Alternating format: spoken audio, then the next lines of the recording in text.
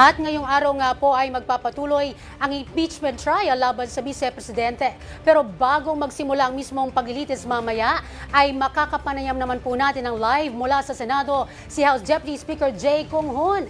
Magandang tanghali po Kong Jay, si Zai Chua po ito at maraming salamat po sa pagpapaunlak sa 13 sa tanghali. Magandang hapon ma'am, lalong-lalo na sa ating mga nanonood. Magandang hapon po sa inyo. Okay, Kong Jay, technically po ay ngayon ang 4th day ng impeachment trial. Ano po ba ang dapat naasahan ng taong bayan sa mangyayaring paglilitis ngayong araw?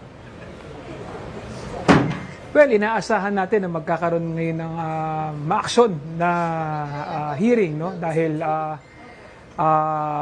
may mga testigo tayong harap ngayong araw na ito at lalong makakapagbigay, no, ng patunay ng katotohanan sa naratibo ng prosecution na talagang merong pagbabanta na ginawa ang ating Vice Presidente sa buhay ng ating Pangulo, sa buhay ni First Lady at ni former Speaker Martin Romualdez.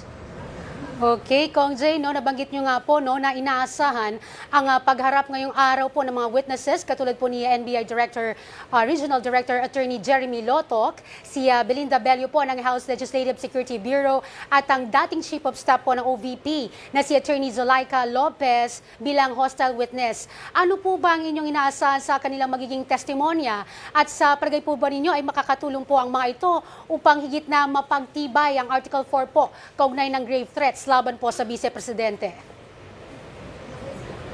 Well, ang hinahanap natin yung katotohanan at bawat testigo mahalaga sa naratibo ng prosecution na talagang pinagbantaan ng ating Vice Presidente ang buhay ng ating Pangulo.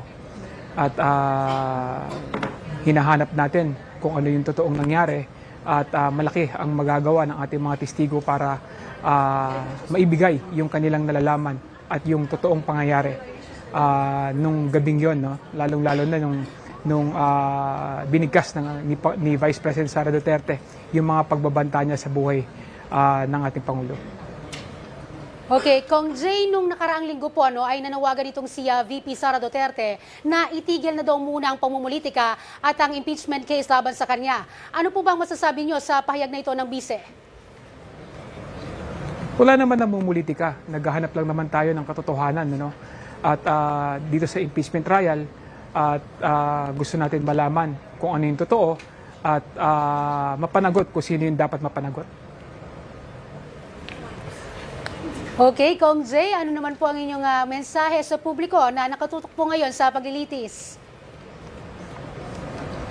Well, sa ating mga mamamayan, patuloy lamang po tayong sumubaybay dahil medyo mahaba-haba pa po yung ating impeachment proceedings, impeachment court. At subaybayan po natin yung mga pangyayari, subaybayan natin yung proseso, patuloy tayo magbantay at ginagawa natin ito para malaman natin at lumabas kung ano yung totoo, katotohanan at mapanagot yung dapat mapanagot at hindi dapat pagtakpan yung totoong nangyari at maging mapanuri lamang tayo para at least makita natin tayo ang mismo ang maging saksi kung ano ba talaga yung nangyayari. And with that, maraming salamat po Congressman Jay Cong-hun, live mula sa Senado.